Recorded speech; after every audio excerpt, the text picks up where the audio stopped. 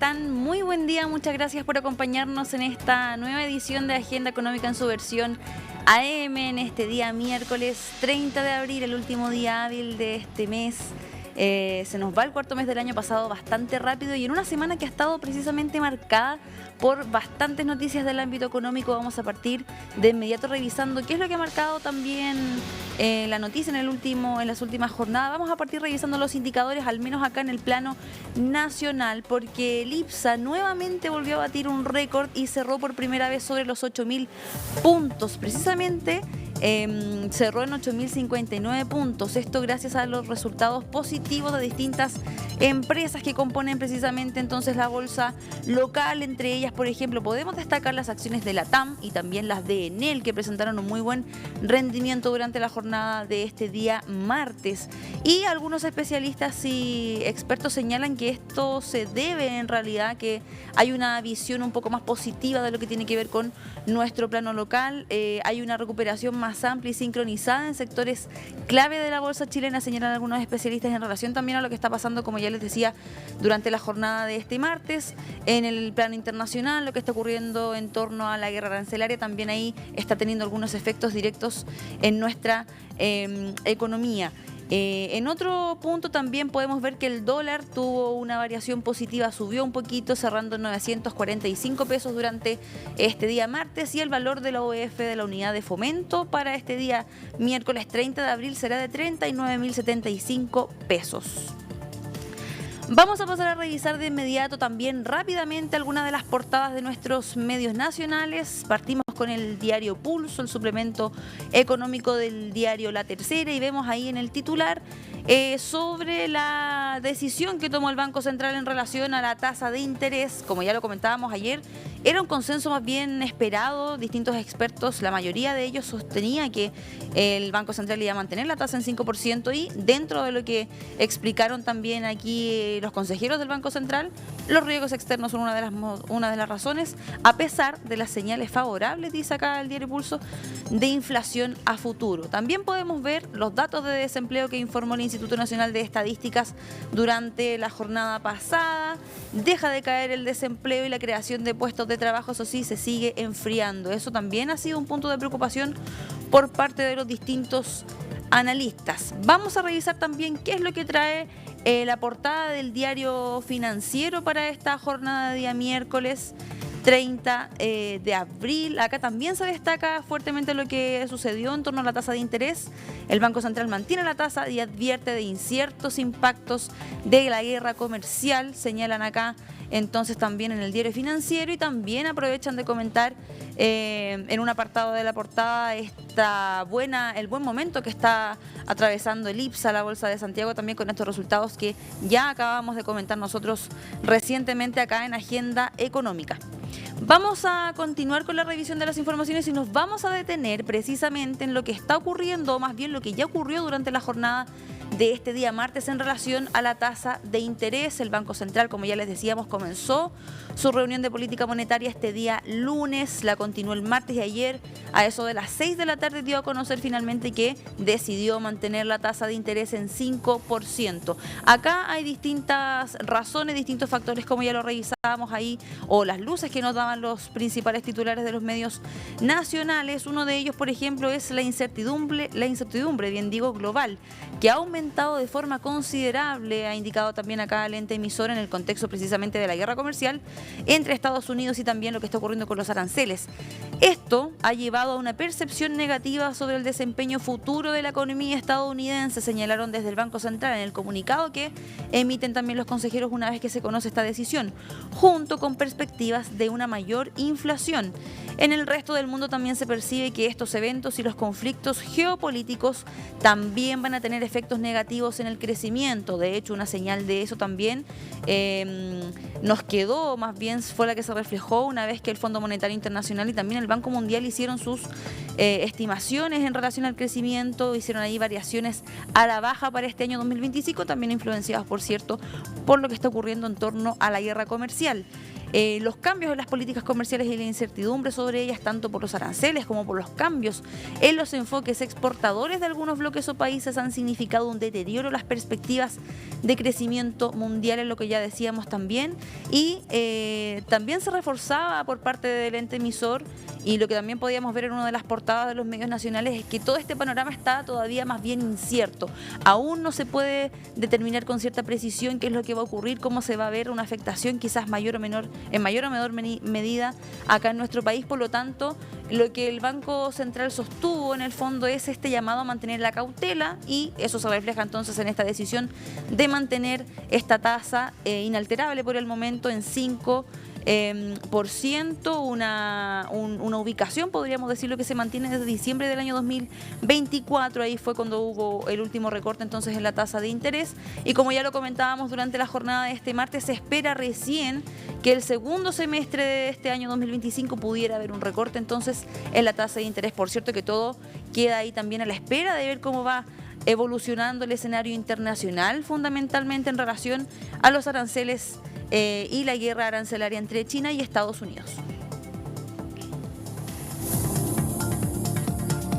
8 de la mañana con 8 minutos, y vamos a cambiar de tema para ir profundizando también en una de las noticias que ha marcado estos últimos días y que tiene relación con las negociaciones entre la Central Unitaria de Trabajadores y también el Ministerio de Hacienda, el gobierno, en relación al ajuste del salario mínimo. Acá se han generado distintas controversias, podríamos decir, o más bien críticas derechamente a una propuesta que está haciendo la CUT en relación al alza al salario mínimo de aquí al año 2030. Ellos buscan que de aquí al año 2030 entonces el salario mínimo en Chile sea de 1 millón de pesos.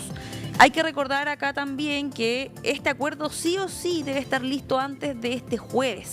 Así que el tiempo apremia, podríamos decirlo, también entre estas negociaciones, entre lo que se está conversando, entre las distintas autoridades, también la Central Unitaria de Trabajadores, y ha recibido también bastantes críticas, también algunas opiniones ahí cruzadas, por una parte desde el punto de vista de los gremios. Por ejemplo, hay muchos representantes de gremios que han señalado que, por ejemplo, las pymes ya se han visto bastante golpeadas en lo que ha sido con las distintas medidas en cuanto desde el ámbito, si es que desde el ámbito del trabajo lo podemos ver de esa manera. Por ejemplo, se ha pedido tener más responsabilidad teniendo en cuenta el impacto que ha tenido, por ejemplo, el alza del salario que ya se ha estado implementando en el último tiempo, y también la reducción de la jornada laboral, que ha tenido un impacto significativo, por ejemplo, en las pymes. Acá ese es el llamado que se ha hecho principalmente al momento de hacer este planteamiento, y ha recibido, por ejemplo, críticas por parte de parlamentarios y también por parte de los gremios. Pero antes vamos a pasar a revisar en primera instancia cuál es la propuesta precisamente de la Central Unitaria de Trabajadores, en voz de David Acuña. Pasemos a revisar. Una propuesta que va en una perspectiva creciente. Nosotros hemos planteado llegar a un salario vital ya de aquí al 2030, en una perspectiva de una política salarial a 5 años, con un primer incremento a 580.000 pesos. Eso es nuestra propuesta que le hemos puesto sobre la mesa, con un incremento entre un 12 y un 14%, le hemos planteado a los ministros con gatillos de IPC. Sería irresponsable decirle a la ciudadanía y plantear un número muy alto en una negociación. Nosotros creemos que hoy día estamos poniendo la pelota en la mesa, estamos diciendo que esta no es una política de un día para otro, que es una política que se construye en base a distintos parámetros, pero por sobre todo algo que nos permite ir avanzando en bienestar salarial para muchas familias chilenas. Ahí escuchábamos entonces parte de la postura de la CUT en relación a esta propuesta, y también vamos a pasar a revisar rápidamente qué es lo que han señalado distintos gremios. Por una parte, la CPC, en voz de su presidenta Susana Jiménez, hace este llamado también a un poco más de responsabilidad quizás con las medidas o con las propuestas que se están planteando en este sentido, y también hay una voz similar que le hizo también ahí el apoyo, podríamos decirlo, a la presidenta de la CPC, en voz del presidente de la Cámara Chilena de la Construcción. Pasemos a revisar esas declaraciones. La situación del mercado laboral da cuenta de una situación muy debilitada del mercado laboral formal, y por lo tanto creo que hay que tener cierto realismo en cuanto a cómo un alza que va más allá de los aumentos de productividad en el salario mínimo puede terminar beneficiando a unos pocos, que son aquellos que mantienen su trabajo, pero perjudicando a aquellos que pueden perder su trabajo o que no tienen acceso al mercado laboral formal. Es lo que hemos visto en la última década. El salario mínimo ha crecido en términos reales laborales un 50% cuando la productividad ha crecido un 10%. Cuando se produce ese desacople tenemos efectos en el mercado laboral y es lo que estamos observando en los últimos años. Es una discusión que se tiene que dar, pero creemos que se tiene que dar con responsabilidad y de acuerdo a la situación económica que esté el país. Nadie puede oponerse per se para que el salario aumente. Eso es lo primero, pero no puede aumentar en niveles en que el propio país no pueda soportarlo o que vaya a significar de nuevo impulsar una mayor informalidad. Yo ya les decía que esta semana ha estado bastante cargada con distintas informaciones, ya lo hemos revisado al menos durante esta primera parte de Agenda Económica y ahora vamos a pasar a revisar uno de los indicadores que también conocimos durante la jornada de este martes y tiene que ver con la cifra de desempleo en nuestro país, que se ubicó en 8,7% durante los primeros 3 meses de este año. Acá hay distintos datos importantes de revisar. Se mantuvo sin variación lo que tiene que ver con la tasa de desocupación nacional, al menos en los 12 meses, explicaban también desde el Instituto Nacional de Estadísticas. Y acá también, como lo podemos ver en pantalla, hubo una baja importante durante el último año en lo que tiene que ver con la ocupación informal. Cayó 2,3%, ubicándose en un 25,8% al menos en el trimestre de enero a marzo del año 2025. Eso es una buena noticia, decían los expertos, porque veníamos con una tendencia bastante sostenida al aumento en los empleos informales. Y acá también, eso sí, hay otro factor que está preocupando, porque no todo es buenas noticias, ¿no? Y preocupa precisamente el estancamiento en la creación de empleos. En comparación, por ejemplo, a un periodo cercano a 6 meses atrás, había una creación de empleos del orden de 200.000, una situación que no se ha ido reflejando durante los últimos meses. Pasemos a revisar parte del análisis que nos entregaba acá en Agenda Económica también Juan Bravo, él es director del Observatorio del Contexto Económico de la Universidad Diego Portales. En el último año se crean 275.000 empleos formales y se destruyen 195.000 empleos informales. Debido a eso, la tasa de ocupación informal cayó a 25,8% en el trimestre enero-marzo de 2025. El hecho de que la tasa de desempleo no se reduzca tiene que ver con que el ritmo de creación de empleos se ha ralentizado significativamente. En el último año solo se crearon 80.000 empleos, mientras que hace 6 meses atrás el ritmo de creación de empleo estaba en torno a los 220.000 empleos.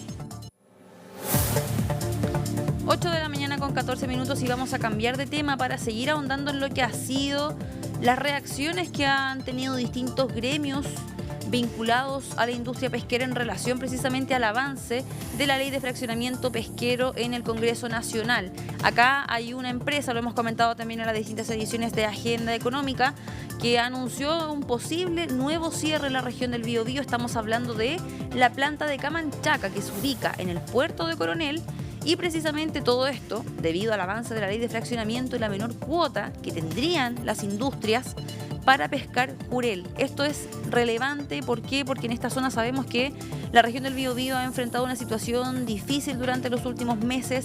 El año pasado vimos también y cubrimos extensamente lo que fue el cierre de la siderúrgica Huachipato, lo que significó también eso en pérdidas de empleos y, por cierto, en un impacto económico significativo en la región. Acá también han encendido las alarmas esta situación precisamente por lo mismo, porque esta ley, dicen algunos, vendría a perjudicar precisamente a la región, se significaría una amenaza para la región. En voz de los distintos gremios vinculados al comercio en esta región del Biobío señalan que esta es una industria relevante, que solamente la industria de la pesca equivale al 15% de las exportaciones que realiza la región del Biobío, por lo tanto es un sector importante y esta ley lo que vendría a generar en el fondo es un cambio en las reglas del juego, una situación que incluso algunos han denominado como inconstitucional y que los puestos de trabajo, que es lo más importante, estarían también en riesgo, así que es importante también ver cómo se va a desarrollar esa situación más adelante, porque la ley se sigue tramitando, está en su tercer trámite en el Congreso Nacional y lo más probable es que la próxima semana ya se vote, así que también, por cierto, se genera una expectación por parte de los gremios, también por parte de los trabajadores precisamente en esta región del Biobío. Vamos a una pausa y a la vuelta vamos a estar ahondando en este tema. Vamos a hablar con una representante también de los gremios industriales de la pesca en la región del Biobío para seguir revisando cuál es la postura de los gremios y qué es lo que se espera también en torno a esta discusión. Ya vamos y volvemos enseguida.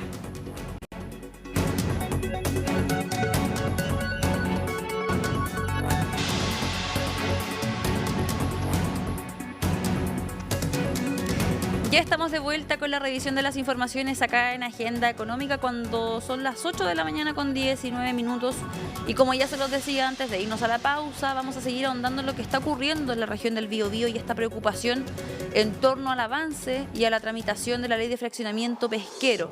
Vamos a tomar contacto de inmediato entonces con nuestra siguiente entrevistada. Ella es Macarena Cepeda, presidenta de los pescadores industriales de la región del Biobío, a quien ya vemos en pantalla. Macarena, muchas gracias por este contacto con Agenda Económica. Buenos días. Hola, buenos días, Francisca. Gracias a ustedes por la oportunidad de estar aquí. Macarena, me gustaría que nos pudieras contar cuál es el ambiente que en el fondo está primando en la región por parte de los gremios pesqueros. Sabemos que esta es una situación que ha generado preocupación.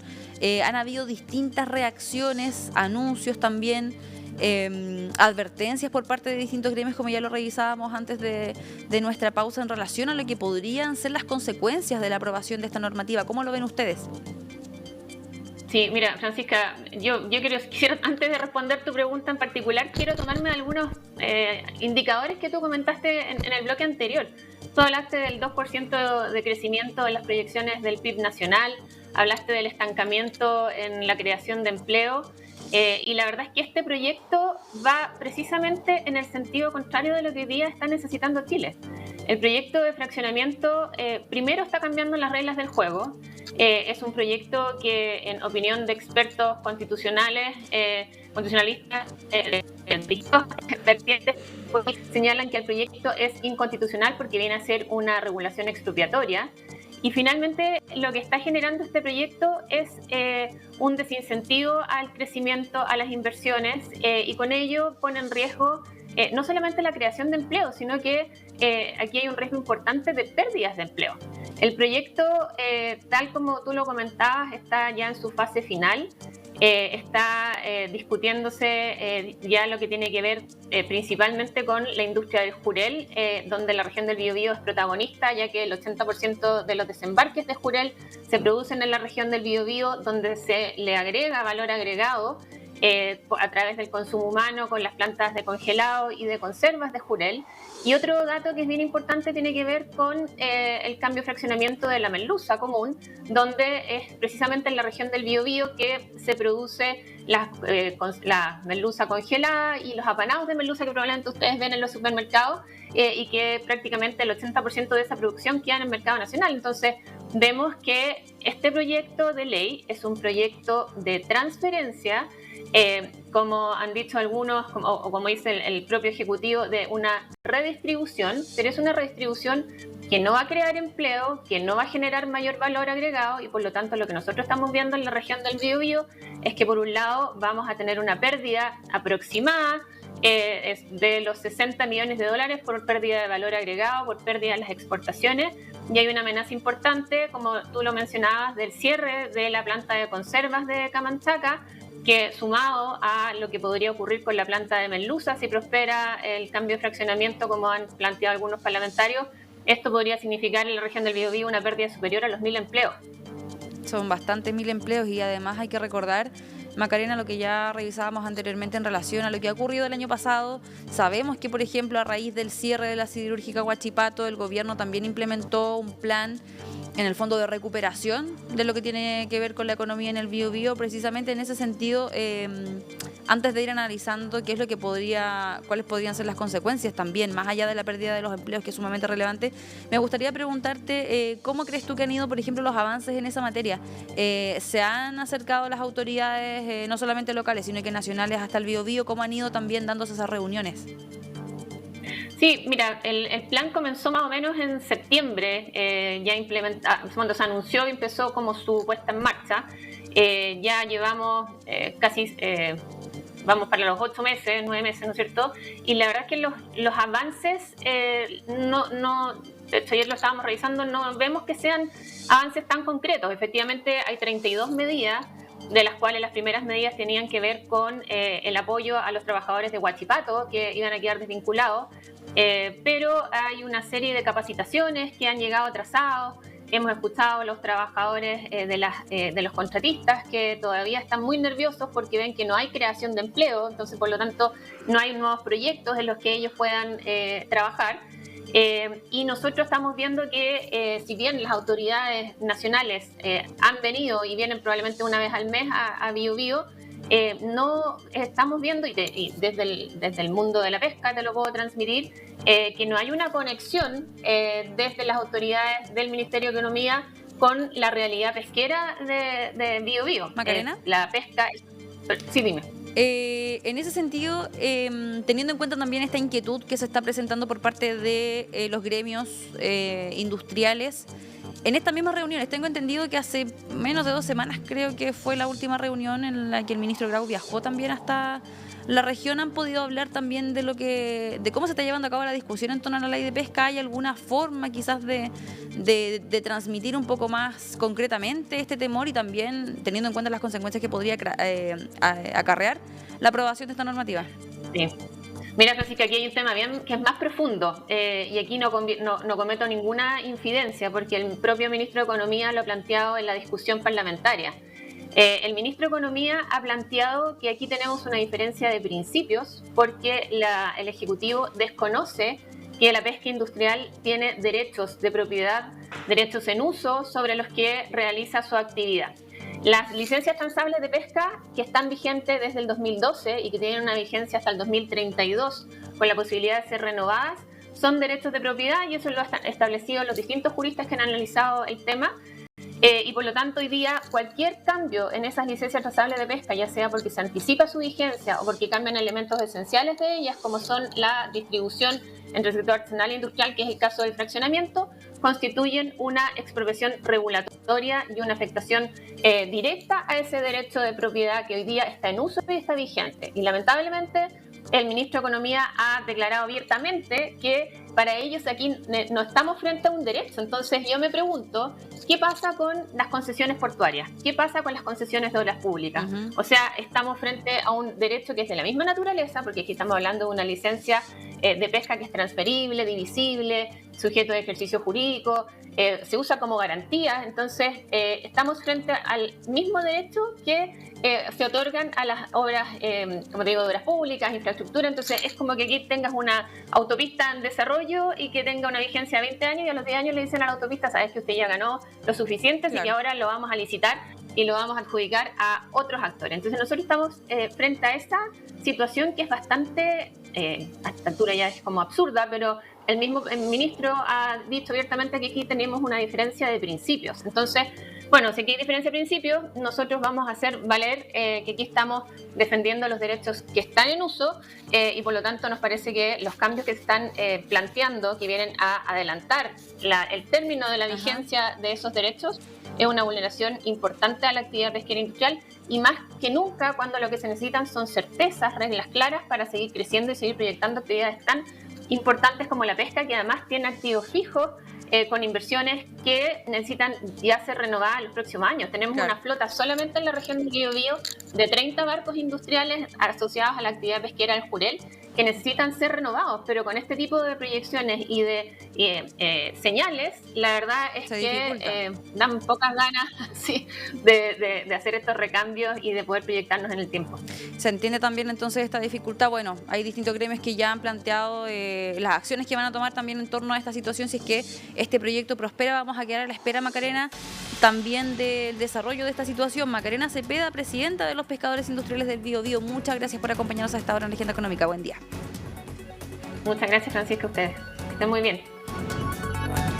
8:28, llegamos hasta el fin de la revisión de las informaciones acá en Agenda Económica y rápidamente antes de despedirme les cuento que hoy a las 9 el Instituto Nacional de Estadísticas va a publicar los sectores económicos de marzo, son cifras que nos permiten estimar también y que a los actores del mercado les permite estimar cuál podría ser la cifra del IMASEC, que también vamos a conocer el día viernes, a las 8:30 de la mañana acá en Agenda Económica también vamos a tener esa información antes del cierre de esa edición.